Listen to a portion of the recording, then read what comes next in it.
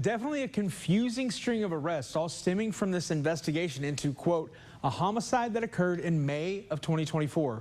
So far, that investigation hasn't yielded an arrest for murder, and we're still unsure which murder case this investigation might be linked to.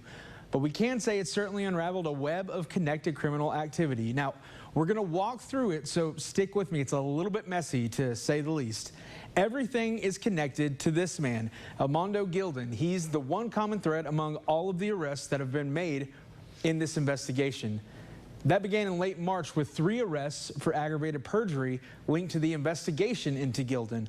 Then, after Gildon was arrested on April 9th, not for murder, but for unlawful possession of a firearm, a 5th arrest followed after police found evidence of an organized theft ring, and Patricia Vasquez was charged. Now, these all are arrests that we've reported on previously. Here's where the 2 new arrests come in. A search warrant executed at a residence on Oriole Street led to charges against Gildon as well as Marcia Blair.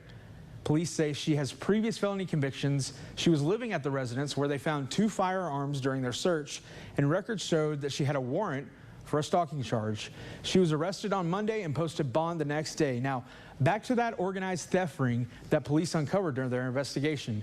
During another search of that Oriole residence, they found remodeling plans for a building on Tulsa Street, leading to a search warrant for that residence where they discovered nearly $2,000 worth of merchandise reported missing by Lowe's during their investigation into that theft ring.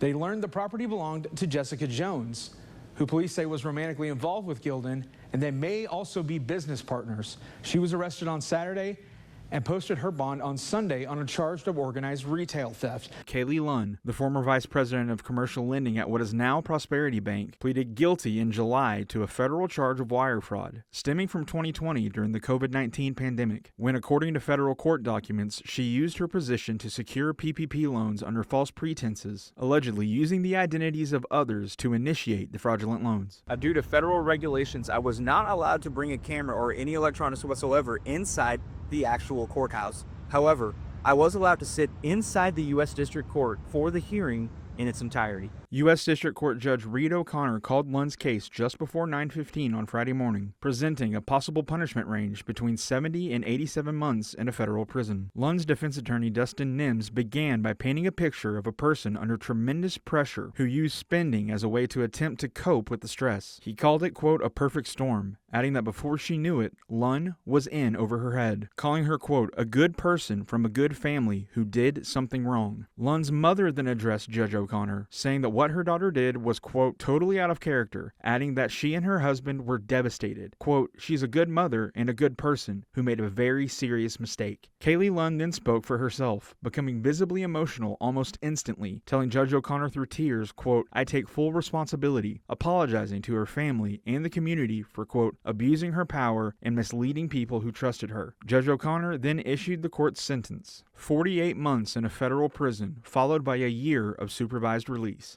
Lunn was not actually taken into custody today. She was allowed to walk out of the federal courthouse after Judge O'Connor granted her request to self-report to serve her sentence. Lunn was instructed to report by 2 p.m. on January 6th of next year, with Judge O'Connor warning her that if she fails to appear, any additional punishment would be stacked upon her newly imposed federal prison sentence. She's also been ordered to pay restitution, a total of over $592,000. The decision from the Court of Criminal Appeals on Thursday morning to grant a review of the reversal of James Irvin Staley's capital murder conviction is cause for renewed hope for the Wichita County District Attorney's Office. It's a good day for our office and for all in the community that care about justice for Wilder. John Gillespie, who served as lead prosecutor for Staley's trial and through the appeal process, says he wasn't sure his petition for a discretionary review would even be granted. It's not automatic. In fact, they turn down 90 to 95% of petitions for discretionary review that are filed.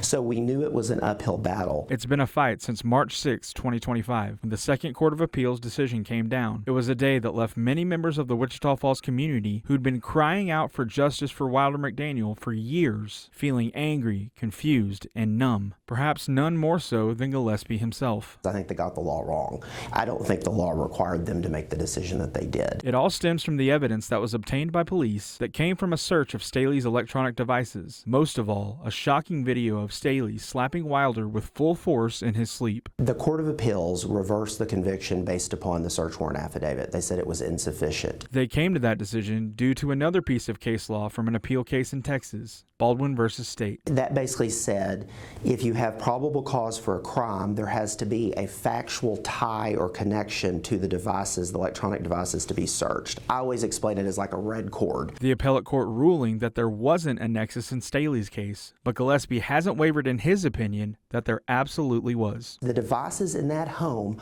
are going to document Wilder's condition while he is living with James Staley. Our position is that is a nexus. Another issue Gillespie has with the Second Court of Appeals decision to reverse Staley's conviction is that the other evidence wasn't given the same weight as that slap video. We had a mountain of other evidence that came in without objection that showed he hated that little boy, that he wanted to murder that little boy. But now that this petition has been granted, Gillespie will have the chance to argue all of that to the only court in Texas that can reinstate Staley's conviction. We have our foot in the door, and now, I really believe we're going to bring it home. The state has until January 10th to submit its written brief to the Court of Criminal Appeals, followed by Staley's brief, and then it's on to oral arguments. So the war is still far from being won. Everybody in this community that cares about justice for Wilder, keep praying for us. We are not done fighting. We will fight every step of the way to get justice for him. But this decision marks an important victory in the ongoing battle to reinstate justice for Wilder McDaniel.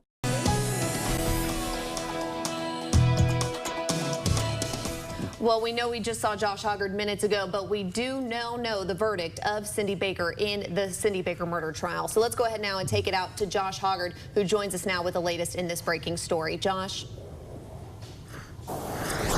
Yeah, guys, they just read the verdict in the 97th Judicial District Courtroom here in Clay County, finding Cindi Baker guilty of her husband's murder on November 19th, 2019. Additionally, the jury did find that she used a deadly weapon. That finding added on. So where do we go from here? Now that she has been convicted, before the trial began, Cindi Baker elected to have the jury also set her punishment. So tomorrow morning, things will get underway with punishment, where both sides will again present testimony and evidence to the jury regarding what they feel her sentence should be. The jury will once again hear closing arguments and then deliberate until they reach a unanimous verdict on her punishment, and that'll all begin tomorrow morning here in Clay County. But again, Cindi Baker has been found guilty by this Clay County jury of 5 men and 7 women of her husband's murder. Guys, you're watching KFDX 3 News. The end of the year is just over a week away, and there's a lot to reflect on across Texoma. Over the next 7 days, we'll be highlighting some of the biggest local stories from our area. Tonight, Josh Hoggard takes us through the court cases that made headlines in 2025. 2025 was yet another busy year for district courts across Texoma. There's a lot of things that we're proud of, the docket that we've managed to work through. I feel like we've done some good work, and I feel like we still have a lot to do. Judge Jeff McKnight presides over the 30th District Court, perhaps the busiest courtroom in all of Texoma in 2025. It really is like the old adage, it's like eating an elephant, one bite at a time. One case at a time. Among the cases to be resolved following a jury trial in the 30th this year, Jimmy Wilson, convicted of murder and sentenced to life in prison for the fatal shooting of James Walsh in July 2020. Jeffrey McCormick, receiving 70 total years in prison for multiple child sex crimes. Ron Burdick, convicted of murder and sentenced to 45 years after fatally shooting Michael Randall in the summer of 2023. Alan Bernstein, convicted of sexual assault of a child, the jury sending him to prison for 10 years. And Tywien Hogan, sentenced to 43 years in prison for his role in an organized theft ring from train cars in Wichita Falls. But it wasn't just the 30th where several pending cases went before a jury. All of us are involved in this. All of the judges are involved. Everyone's coming in every single day to try to get through these things. Over in the 78th District Court, with presiding Judge Meredith Kennedy, several more cases came to resolutions, like that of Michael Carlson, the former Knox County Sheriff convicted of manslaughter and sentenced to 10 years in prison for his role in a fatal crash that claimed a young child's life. Anthony Keeneland, convicted of attempted capital murder of a public servant and 15 counts of aggravated assault against a public servant stemming from a standoff outside his home on Turkey Ranch Road in 2022. Evan Cantrell, sentenced to 30 years after a jury found him guilty of aggravated sexual assault of a child. And Catherine Jarvie, convicted of injury to a child after her 6-year-old son was found weighing just 15 pounds. The jury returning a punishment of 65 years in prison. The other judges in the courthouse, we are all working towards the same exact goal, to give people their day in court. Wichita County's district courts weren't the only ones busy this year. The 97th Judicial District, made up of Archer, Clay, and Montague counties, also saw a slew of long-pending cases come off the docket and reach a verdict from a jury. I'm exhausted. My crew's exhausted. Our office is exhausted. Katie Bogman serves as the district attorney for all 3 counties. She spent her first year in office tackling some cases that have been pending in the Tri-County area for years, like Joshua Fulbright, sentenced to life in prison for the 2018 death of 2-year-old Scarlett Olivia Newsom. Greg Bell, convicted of the first murder in the small Montague County town of St. Joe since 1986. Bobby McNair, given a total of 160 years for child sex crimes in Archer County. And most recently, Cindi Baker, convicted of fatally stabbing her husband in 2019 and sentenced to 23 years in prison. All 4 cases had been pending for 4 years or longer. Now, they finally have a resolution. Is that rewarding? Absolutely. Being able to see some closure for some of those things? Absolutely. But behind that, we have so many other people that are still waiting. You know, it's almost like you don't really ever have an opportunity to revel in anything because there's just so much still left undone. Bogman says the work isn't done, but thanks to the men and women who work alongside her, she's confident that it will continue in 2026. I have a really good team who works extremely hard and they care, and I think that's what makes it work so well. And so if we could keep that momentum, what a blessing that would be, right? For our communities and for our office. 2 other major pending Texoma cases were also resolved by juries. In Knox County, Brian Johnson was convicted of criminally negligent homicide after his child was fatally shot by a sibling who got a hold of a gun he'd left within reach. And in Denton County, former 97th District Attorney Casey Hall, convicted of theft by a public servant and sentenced to state jail. But those are just the cases that went to trial. Hundreds more were resolved without a trial, thanks to plea bargains. At the end of the day, without plea bargains, the system would completely collapse onto itself. While they're not always the most popular among citizens, Judge McKnight says that plea bargains are a necessary element to the judicial process. Any given grand jury day, we may see 40 to 80 indictments. Well, let's just say every single one of those wants a trial. If you do a jury trial every single week, that's 52 jury trials a year.